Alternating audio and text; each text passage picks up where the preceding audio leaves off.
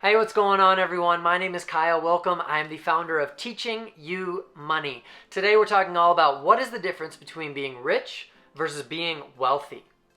The answer might vary for people based on expectations, but I think I have a pretty definitive answer for you. When I was growing up, I wanted to be rich. I think a lot of us did. But I think the idea of what rich looks like varies for a lot of people.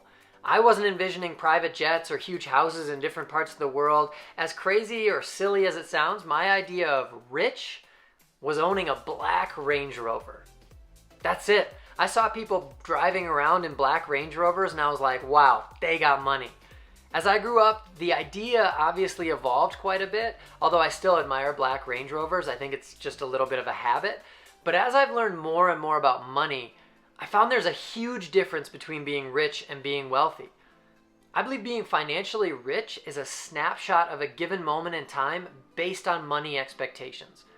I believe being financially wealthy means your money is set up to work for you in the long run, for your future self and future generations of your family. I'll give you a few more examples, but then we'll talk more definitively about what that means. There's an old commercial that I've always found hilarious. It's super funny. It shows a man named Stanley Johnson with a big smile on his face, telling us all about his great life. He has a great family, a 4-bedroom house in a great community, a new car, and even belongs to the local golf club. With a big smile on his face, he then says, "How do I do it? I'm in debt up to my eyeballs." You can watch the 30-second clip below. I'm putting it in the YouTube description. Also, it'll be in the blog. Often we think people like Stanley Johnson are wealthy. At first glance, he has everything. And matched with his big smile and no worries attitude, we'd think his financial situation is in a great spot. The truth is, most of what we see doesn't tell the full story. When Kanye West was first starting out, he recited a spoken word poem for Def Poetry Jam 2004. I know that seems like a million years ago. He later used these words for his song All Falls Down. He describes his early thoughts on money. "Man, I promise, I'm so self-conscious. That's why you always see me with at least one of my watches. And I can't even go to the grocery store without some ones that's clean or a shirt with a team. It seems we live in the American dream, but the people highest up got the lowest self-esteem. The prettiest people do the ugliest things for the road to riches and diamond rings." I've always admired NBA players. They seem like they have it all. They play the game they love for a living. They get paid more money than I can probably count up to in a week. Then I learned that 60% of NBA players go broke within 5 years of leaving the league. We have a giant gap between being rich and being wealthy and what those mean to us. We think Stanley Johnson is wealthy. He's not. Stanley Johnson is in debt.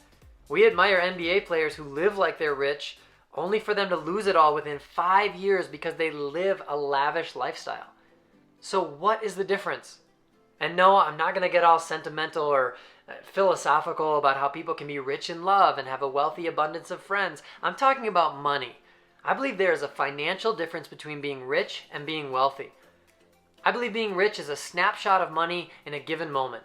This means that if in one moment you can take a photo of your bank accounts and think to yourself, I could buy anything I'd want to buy, you would most definitely be considered rich. And this number, whether you take that snapshot, whatever it says, that number can be different for anyone. People could think they're rich just because they have more than what their parents had at that moment in their lives. Being wealthy is a healthier approach to viewing finances. Being wealthy means you've set your money up to work for you in the long run, and your financial stability and buying power is growing over time. This is what I'm talking about when I describe building wealth, growing your buying power over time. The huge issue in our current society is that most people want to live like they're rich even before they have it. We all fantasize about buying something. And don't tell me you don't. I know you do. Something. You've compared yourself to someone else who has something you don't. You look at something and want to buy it. It might be a new TV or new shoes or a trip somewhere exotic where you definitely can post a lot of pictures of it on Instagram. We think about our fashion and what other people will think of us. We're all, like Kanye said, a bit self-conscious. And the problem with living like you're rich, even if you don't have it, is you take away the most important tool you can provide for your money to grow. Time. Your money needs time in investment accounts growing at a higher interest rate than if you kept it in a bank. Your money needs to start compounding on itself for your financial future to start taking shape. However, most Americans become so saddled with debt, like Stanley Johnson, that thinking about investing becomes something only rich people could accomplish. That's just not true.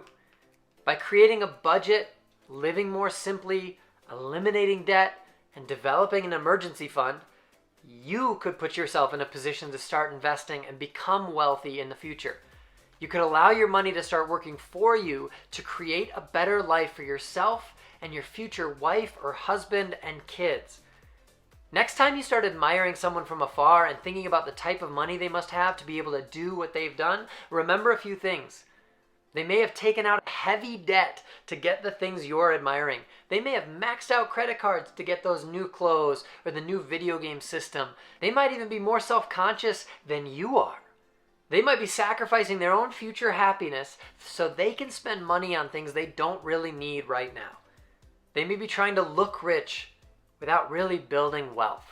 Have you seen examples of this in action? I'd love to hear about them. Leave them in a comment below, whether you're on YouTube or in the blog, about what rich versus wealthy means to you. And for more money videos and blogs, be sure to subscribe to the Teaching You Money channel on YouTube and the Teaching You Money newsletter at teachingyoumoney.com. Thanks for tuning in.